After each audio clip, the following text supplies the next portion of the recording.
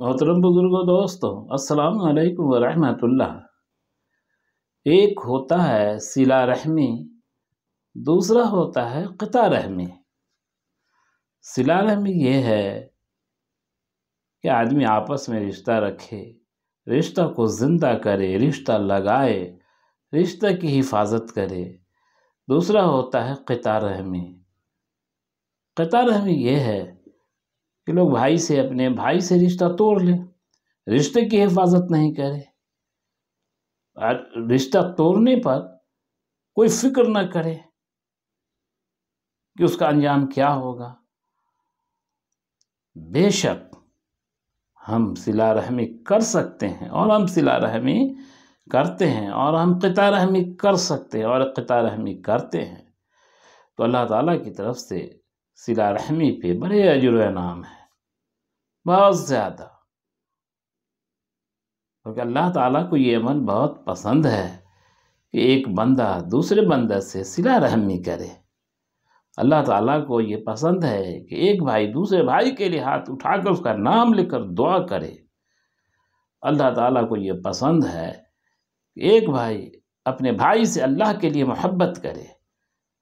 अगर वो किसी से दोस्ती करे तो अल्लाह के लिए, और दुश्मनी करे तो अल्लाह के लिए।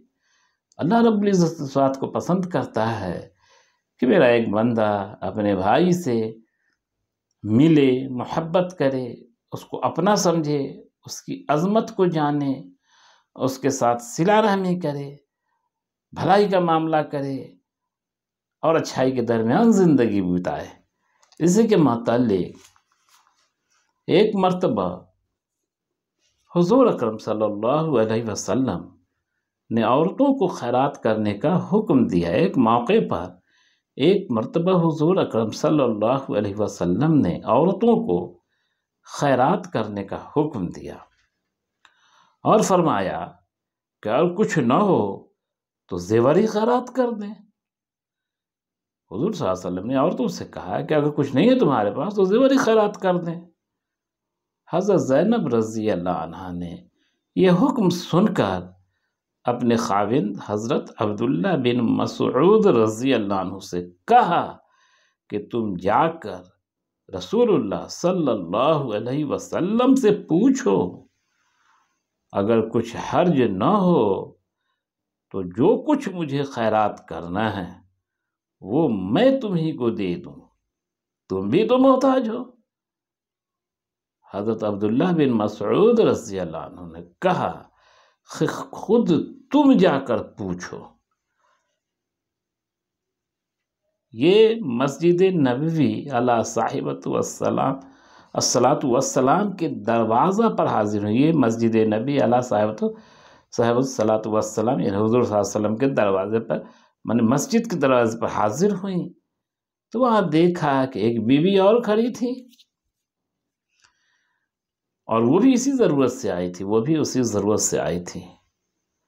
हैबत के मारे उन दोनों को जुर्रत न पड़ती थी कि अंदर जाकर खुद हुज़ूर सल्लल्लाहु अलैहि वसल्लम से पूछती। तो हज़रत बलाल रज़ी अल्लाह अन्हु निकले तो उन दोनों ने कहा कि हज़रत से जाकर कहो, हज़रत सल्लल्लाहु अलैहि वसल्लम से जाकर पूछो कि दो औरतें खड़ी पूछती हैं कि हम लोग अपने खाविंदों और यतीम बच्चों पर जो हमारी गोद में हों सदका कर सकते हैं या नहीं। बलाल रज़ी अल्लाह अन्हु से चलते चलते ये भी कह दिया कि तुम ये न कहना कि हम कौन हैं।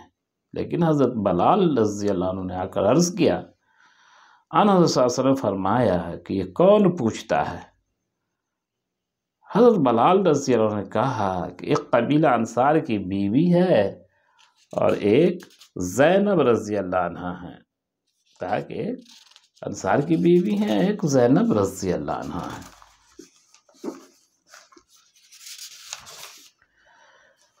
तो हुज़ूर सल्लल्लाहु अलैहि वसल्लम ने फरमाया कि कौन ज़ैनब?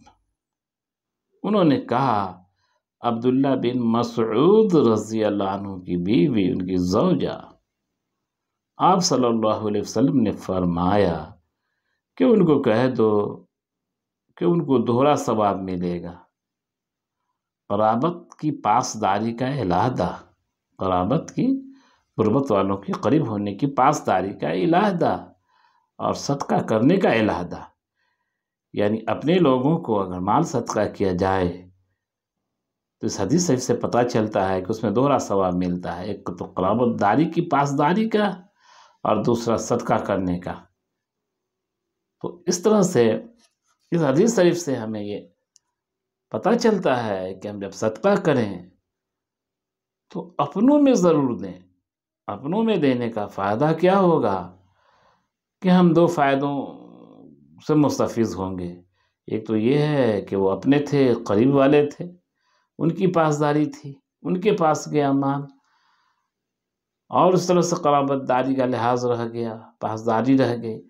دوسرا جو ہم صدقہ کر رہے ہیں اس کا الگ سے اللہ تعالیٰ ہمیں ثواب دیں گے۔